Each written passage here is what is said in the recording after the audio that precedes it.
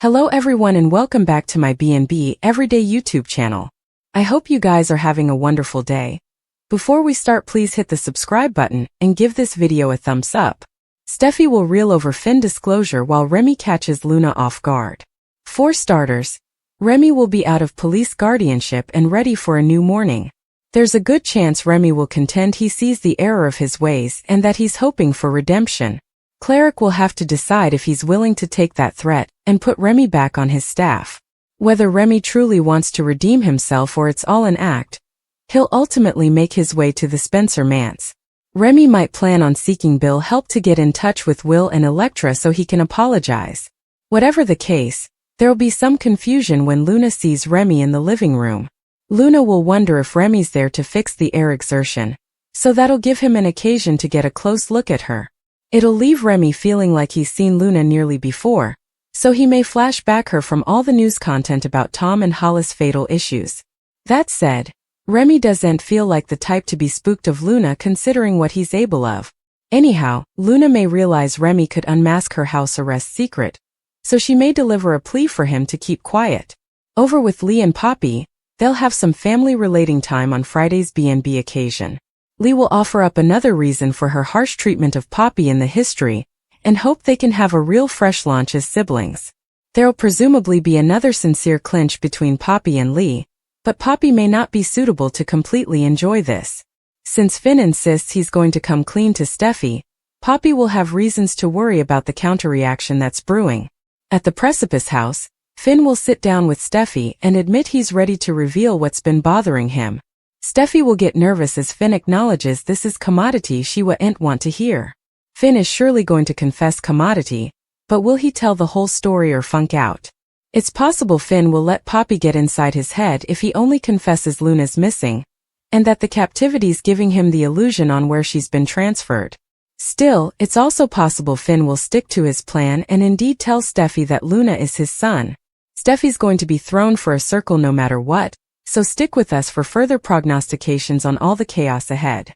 Steffy's about to get updates on a stunner and will no doubt have a big response. Liam admitted that life challenges and got some help from Steffy to celebrate his forgotten birthday.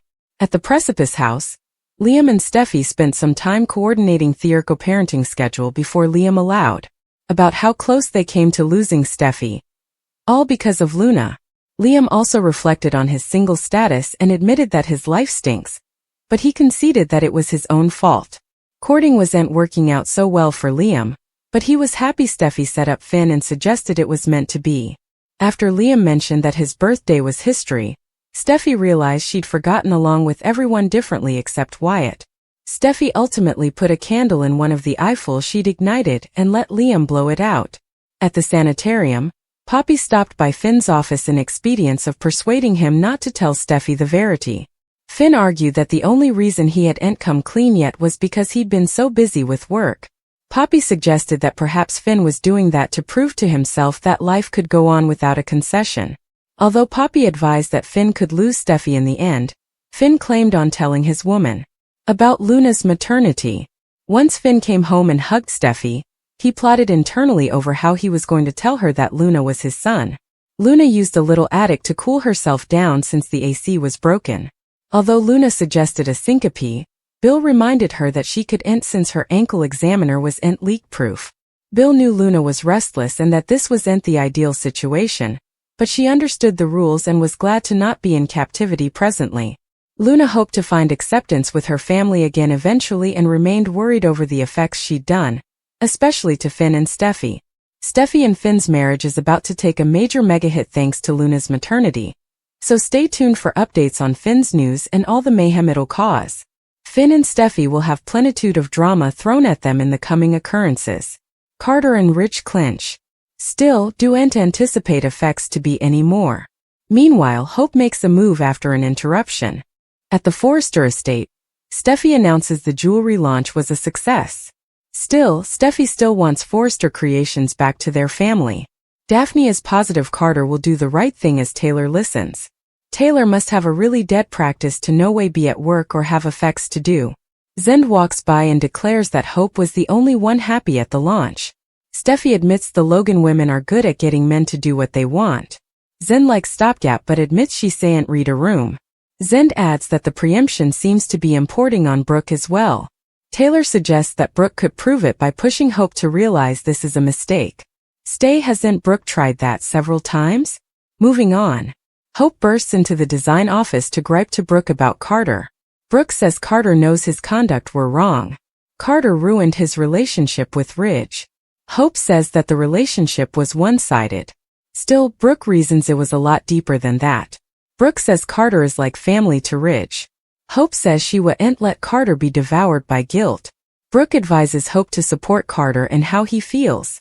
Hope wouldn't back down and they debate about the war. Hope pledges not to let anyone take advantage of Carter. Hope suddenly runs out the door. In the CEO office, Ridge reminds Carter about his treason. They dispute about all the effects that were done. Ridge mentions that Steffy made firing Hope particular because she was going after Finn. Stay again. Everyone set up out formerly that Hope was staying for Carter, not Finn. Ridge sure has a picky memory. Ridge says the jewelry line was his idea.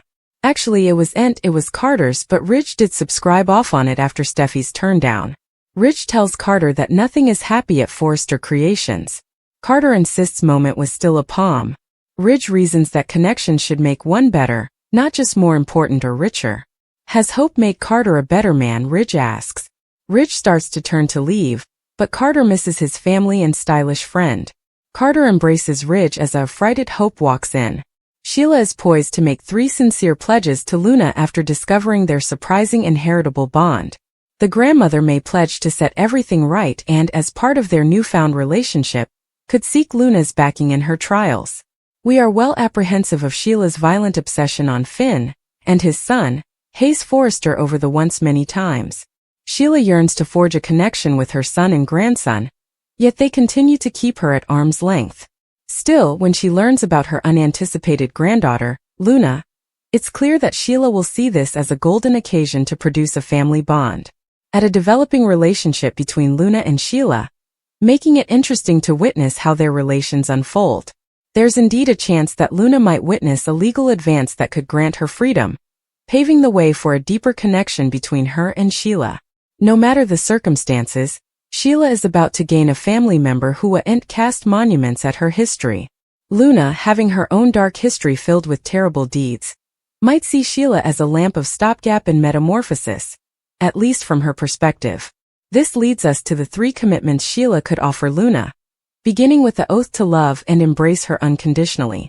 Luna is hankering for that kind of acceptance at this moment, so Sheila might just say the words that reverberate deeply with her. It takes a veritably special person to be suitable to love and accept unconditionally, and also a veritably special person to accept that love. One eventuality pledge could depend on a mutually salutary exchange. I'll scrape your reverse if you'll scrape mine, if you will. However, Sheila could pledge to do everything in her power to ensure Luna receives the fresh morning she deserves.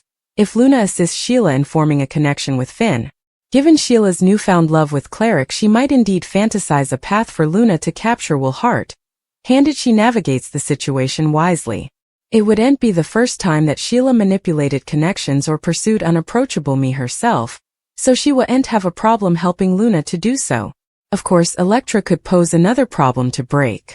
Regarding the 3rd pledge, it seems to revolve around Steffy and a cooperative scheme aimed at her downfall.